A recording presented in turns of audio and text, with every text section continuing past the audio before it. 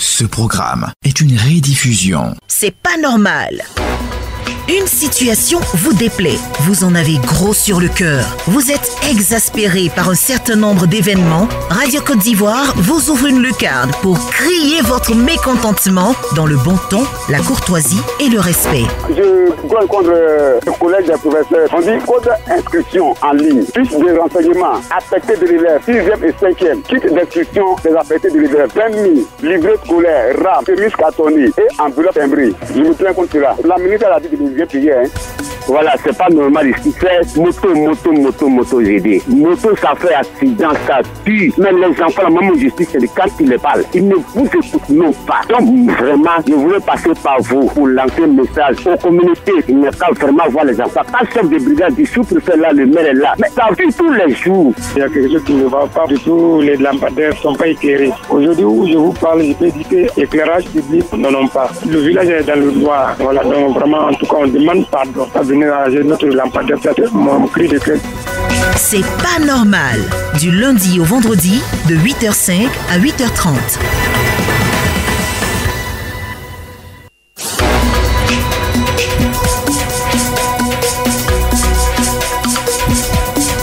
« 27 20 21 44 48 ou 27 20 24 à 27 87 » et nous sommes à Aouanou, c'est à Grand Laou avec Monsieur Taha Rodri. Comment ça va? Ouais, ça va bien. Alors, dites-nous, qu'est-ce qui ne va pas? Je viens vous demander pardon et plaider auprès du président de la République parce que nous sommes les gens de maison. C'est-à-dire que ceux qui servent dans les résidences des sous-préfets et des préfets, nous, depuis août, le président a prononcé le discours qu'il a donné un indemnité de logement à tout le monde, les agents de l'État et les fonctionnaires. Nous, on est agents de l'État. On a bulletin de solde, on a CNPS, on a Nigersi, tout ça là. Mais jusqu'à présent, ça fait 8 mois, nous sommes omis de cette indemnité de logement-là. On ne comprend pas. Vous voyez, c'est nous, on s'occupe du président, parce que les représentants du président, c'est le président qui est là. Vous voyez, ce matin même là, à 2h du matin, il y a eu coupure de courant, où moi je suis gardien du commandant, du sous-préfet. Il y a un serpent qui est rentré dans la chambre du commandant. Oh là là. Et il partait dans la douche. Heureusement qu'il n'a pas marché dessus, mais il a eu le serpent. Avec les torches, il m'a appelé à 2h30 du matin.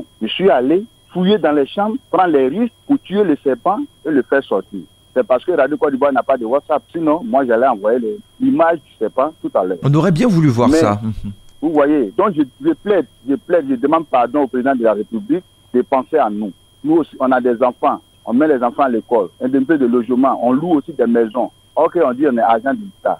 Vraiment, je demande pardon si le président entend mon cri de cœur, s'il vient à notre aide. Merci à vous, Monsieur Taha Rodri. Voilà. On vous a entendu, on vous a bien compris et on espère que ce que vous souhaitez pourra être entendu et avoir votre indemnité de logement. C'est pas normal. On part à Grabo avec Monsieur Essi Yao. Christophe, vous grognez contre la compagnie d'électricité. Qu'est-ce qui ne va pas? Tout d'abord, j'ai dit monsieur à la radio parce que il y avait longtemps, il a appelé. Nos compagnies sont venus nous inscrire pour dire que, pour nous recenser, pour que le compteur va venir en février. On a, bon, on a fait les niches, mais jusqu'à présent, ils ne viennent pas. Avant-hier, j'ai appelé le monsieur qui est venu. Il nous dit qu'on doit faire hors de mission, bien quoi, là. Il y a une somme qu'on doit déposer. Tant que la Chine n'est pas encore débutée là, les gens n'ont pas venu hors de mission. Hors de la population aussi, il me chauffe. La tamaki a été créée, puis les gens sont venus. Donc, ils viennent derrière moi pour dire le compteur est où? Mais moi, je vais essayer. Donc, vraiment, je viens encore auprès de vous pour que vous preniez encore, pour que le compteur arrive au bon moment, pour que moi, je serai sauvé dans ça. Exactement, la panique, moi, j'ai marre.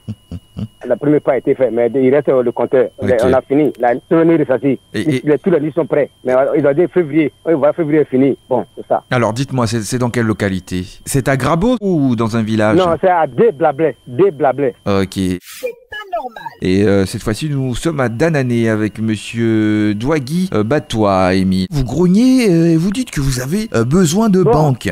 Oui, Monsieur Franck, Olivier, je voudrais parler de notre banque qu'on appelle FIDRA, la banque des retraités. Ok. Cette banque-là, elle est construite à Mans. Mais nous sommes là à Danané. Pour aller là-bas, ça nous crée beaucoup de problèmes. Et la banque aussi est saturée. Donc, nous voudrions, nous qui sommes à Danané, que cette banque-là soit construite chez nous ici. Nous, les retraités, nous sommes très nombreux à Danané, à Béouin, à Zouin, un peu partout. Nous pouvons atteindre même près de 2000 retraités. Alors, pour faciliter nos déplacements, si la banque est à Danané, ça peut vraiment nous soulager. Moi qui vous parle, je suis très âgé, je suis un ancien fonctionnaire à la retraite. Et la mobilité est réduite. Aujourd'hui. Wow. Donc pour partir d'ici, aller-retour, c'est très fatigant, M. Olivier. C'est pourquoi nous demandons à la directrice de FIDRA de construire cette banque-là à Danané pour faciliter nos déplacements. Alors vraiment, nous la prions pour qu'elle construise à Danané cette banque-là. Voilà un peu, M. Olivier, ce que je voudrais dire. Merci. Je demande pardon. Je suis l'un des anciens de cette banque. Je suis 28e. La banque qui compte aujourd'hui près de 2 millions, 3 millions de personnes. Donc vraiment, ce que je voudrais dire, c'est un cri de cœur que je lance à maman Hélène Diarra, qui est la directrice de cette banque. Je vous remercie. Merci, c'est concis, c'est précis et c'est bref. Voilà, pour des problèmes de mobilité, il demande à ce que cette banque, qui est la FIDRA, puisse ouvrir une succursale à Danané pour les personnes retraitées. Merci donc à vous, monsieur Batois. Émile. Nous sommes à Achuefry avec monsieur Moustapha Sy. Bienvenue, vous êtes bel et bien sur Radio Côte d'Ivoire. Vous grognez contre la CMU. Pour le problème de la carte d'identité nationale. D'accord, allez-y, on vous écoute. Il y a eu des gens qui ont déposé des dossiers et les dossiers sont partis à Abidjan. Et jusqu'à présent, cela fait 1 an ou 2 ans, ils n'ont pas encore reçu la pièce d'identité. Alors que nous avons fourni tous les dossiers. Parce que moi-même qui suis en train de vous parler, j'ai des preuves. Parce que j'ai ma fille qui a déposé ses dossiers et j'ai ma camarade aussi qui a déposé. C'est moi-même qui les ai accompagnés. Et jusqu'à aujourd'hui, ça fait 1 an qu'on ne reçoit pas la carte d'identité. Moi, je ne comprends pas. Les dossiers sont partis. Quand tu vois, on dit, bon, ça vient. Ça fait 1 an. Et ces gens-là ne peuvent pas voyager. Il y a au moins 100 de personnes qui attendent leur pièce d'identité. Alors moi, je trouve que c'est pas normal. Donc, je lance un appel au ministre de l'Intérieur de pouvoir vraiment faire un effort pour soulager cette population. Parce qu'on ne peut pas voyager. Et vous parlez de la carte nationale d'identité, c'est ça? Oui. Ah, plutôt que la CMU. D'accord, ok. Merci ça donc. Fait 1 an, 2 ans, d'autres n'ont pas reçu. C'est pas normal. Des Ivoiriens qui ont dépensé de l'argent, 5 500 francs, avec les dossiers, jusqu'à aujourd'hui, ils ne reçoivent pas leur pièce d'identité. Ils ne peuvent pas voyager. Parce qu'avec les anciens cartes d'identité, là, quand tu veux voyager, les gendarmes te demandent la nouvelle pièce. Alors, tu vois, c'est difficile. Merci, donc monsieur Moustapha Sy, donc l'ONESI est interpellé par rapport aux cartes nationales d'identité. Et nous sommes à Donso, c'est à Guépao, si je prononce bien, avec monsieur Djambla Yobo Jean-Marie. Bienvenue sur Radio Côte d'Ivoire. Vraiment, nous sommes dans des problèmes les plus difficiles. Et quels sont ces problèmes qui sont difficiles? Actuellement, il a commencé à pleuvoir et la route Saint-Fra-Oumé, circulation impossible. Comment faire? J'ai toujours prié l'État qu'il vienne à notre aide. Cette route, c'est une route nationale. Et puis des vieilles sous-préfectures qu'on appelle aujourd'hui départements, les 2 grands départements de la Côte d'Ivoire, qui sont peinés sur circulation. Comment faire? Ils veulent se déplacer de Saint-Fra aller à Oumé. On ne peut pas. De Oumé à Saint-Fra, on ne peut pas. À Guépao, alors on a tous les problèmes. Vraiment, j'ai toujours donné courage à tout le monde pour qu'on puisse au moins faire quelque chose. Mais les travaux manuels là sont terminés. Les travaux forcés là, c'est fini. On fait tout avec les populations, mais c'est impossible. Donc le gouvernement n'a qu'à venir en aide. Il faut que vraiment cette route là soit bitumée pour une bonne fois. Pour qu'on ait au moins la paix. Pour que nos produits puissent s'évacuer facilement. Je demande pardon au gouvernement. Je demande pardon au président de la République. C'est tout fait. Ce pays n'a qu'à venir à notre aide. Ouvrir notre route. Monsieur Djambla. J'en ai fini. Ok, d'accord, merci beaucoup. On a bien entendu vos préoccupations et vous demandez donc la route sur ce tronçon. Ça pourra être d'une aide utile. C'est pas normal. Nous sommes à Niama avec monsieur Kassoum Doumbia. Bienvenue monsieur Kassoum Doumbia. Vous avez besoin en urgence d'une ambulance? On appelle, j'appelle de Niama. Ok. Oui. Bon, je suis de Boumasso à 40 km de Madinani. De Madinani. Bon, oui. Ok, d'accord. Et cette fois-ci, c'est pas pour Anyama. Hein.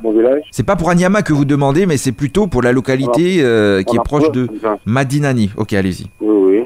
On a un problème d'ambulance. Chaque fois qu'il y a des cas graves pour l'évacuation à Odine d'un Bourgogne, on va des motos de 3 euros pour partir. Donc je demande le côté compétent de penser à nous par rapport au problème d'ambulance. Monsieur Kassoum, oui. Vous allez nous rappeler le nom du village, de la localité? C'est Bouroumasso. Voilà, Bouroumasso à 40 km de Madinani. D'accord, ok. On a bien compris, hein, et on espère que votre cri de cœur sera entendu. Cette fois-ci, nous sommes à Crézoukoué avec monsieur Taïro Nicolas, mais cette fois-ci, ce sont des remerciements, et c'est normal. Vraiment, c'est normal, je suis vraiment heureux. Partageons ensemble cette expérience, allez, dites-nous. Ouais, vraiment, c'est la joie ici. Le souci du chef de l'État d'électrifier tous les villages de toute la Côte d'Ivoire à l'horizon 2025. Vraiment, ce projet est en marche dans notre circonscription administrative. Notre circonscription administrative, c'est la sous-préfecture de Nembo, dans le département de Digo, qui regorge 18 villages. La dernière, il y a eu en un temps de record 10 villages successivement électrifiés par l'État de Côte d'Ivoire, à savoir Crézoué, Kazo, Boko, Adjeililie, etc.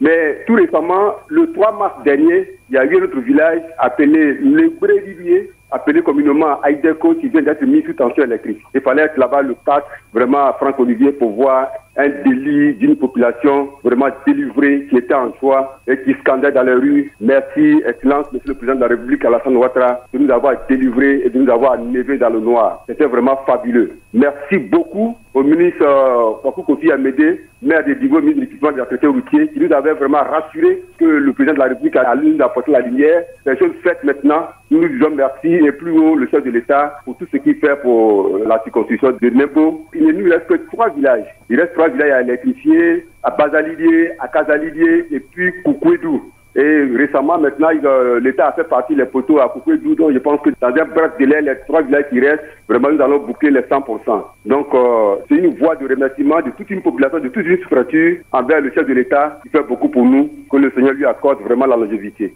Je vous remercie. Merci beaucoup, ce sont des nouvelles qu'on a envie d'entendre. Et ici, ça nous touche énormément d'être le canal pour vous permettre non seulement de remonter ces informations vers les autorités compétentes.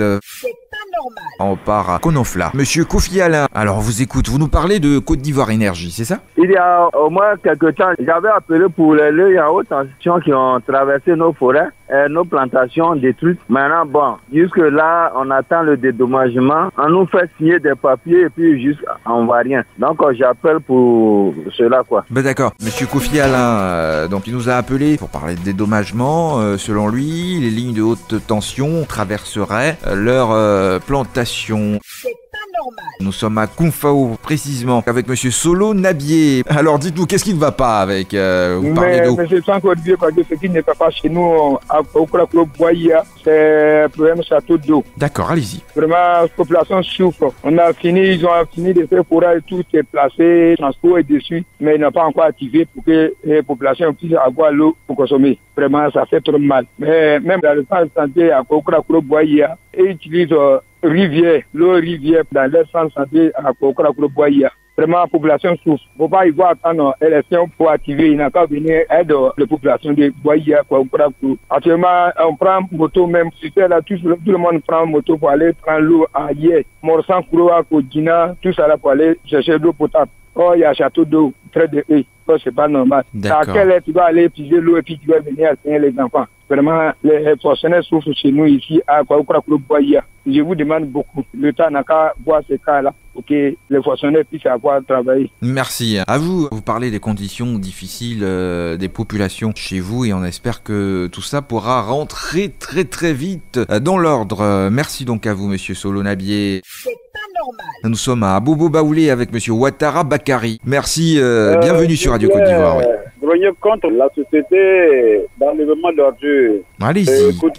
Oui, qu'est-ce qui se passe à Abobo Baoulé? Presque 1 an que nos ordures ne sont pas enlevées à Abobo Baoulé. Et pourquoi c'est pas enlevé? Je sais pas, ils viennent plus. On est obligé de payer de nos poches les particuliers pour pouvoir enlever les ordures ménagères. Or, pour ça, tous ces trucs-là sont prélevés sur nos factures d'électricité. Alors, je vais être précis. Dites-nous précisément dans quel secteur d'Abobo Baoulé Abobo Baoulé même, jusqu'à Kennedy, mosquée Mamad Ado. Ok.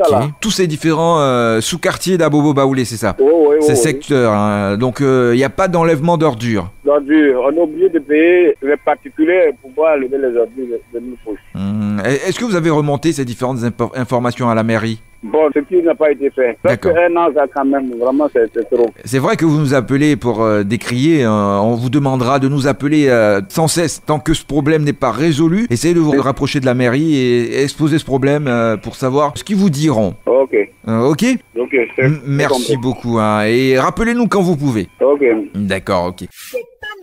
Monsieur Kramotier Fofana, bienvenue sur Radio Côte d'Ivoire. Merci beaucoup, monsieur. Alors, dites-nous, qu'est-ce qui ne va pas? Vous êtes le dernier qu'on prendra, vous nous parlez d'indemnité de logement. Ça me fait plusieurs fois que j'appelle à la Radio Côte d'Ivoire. Oui. par rapport à la situation de l'indemnité de logement. Nous sommes les personnels qui travaillent dans les régions de corps préfectoraux et nous sommes payés par l'État ivoirien. Notre situation est très difficile. Avec le montant que nous recevons à la fin du mois, il faut payer maison, il faut payer courant, il faut payer l'eau, il faut choisir les enfants. Le montant est signifié. Voilà pourquoi on s'agit de cette occasion pour demander une vigilance au président de la République. Nous, les gens de maison, depuis 1960 jusqu'à aujourd'hui, il n'y a pas d'évolution au sein de notre corps. On sait qu'avec cette chance qui est là actuellement, le président de la République, Alassane Ouattara, est là, on sait que nous allons sortir dans cette situation. Donc, on demande une vigilance au président qui jette un coup d'œil sur les personnels qui sont dans les résidences de corps préfectoraux.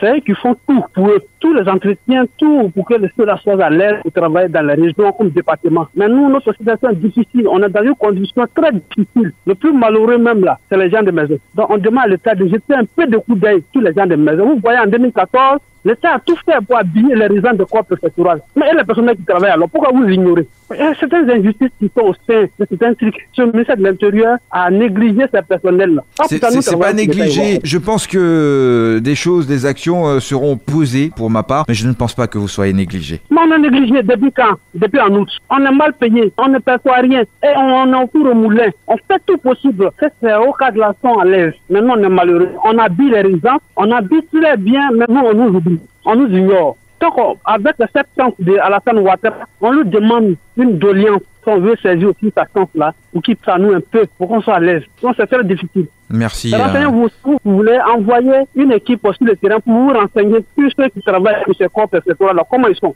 Vous allez connaître. D'accord. Merci de nous faire confiance. Merci. On a demandé tous les doléances. On a passé par tous les moyens, par grève. On a choisi même le directeur des ressources humaines du ministère de l'administration du territoire. Et au courant, le 5 janvier, nous sommes partis le saluer et lui rendre hommage et lui demander une doléance de faire tout possible. Il est au courant. Il est au courant de notre affaire là. Je sais que vous aurez gain de cause. Il faut cesser de nous appeler si cette situation ne rentre pas dans l'ordre, vous savez. À force de décrier, je pense qu'on pourra s'épancher sur votre cas, votre situation. Merci donc. Vous n'êtes pas le seul à nous avoir appelé pour nous parler de cette situation, de ce cas, et on espère que vos indemnités de logement pourront connaître une évolution. Merci donc de nous avoir suivis. C'était C'est pas normal.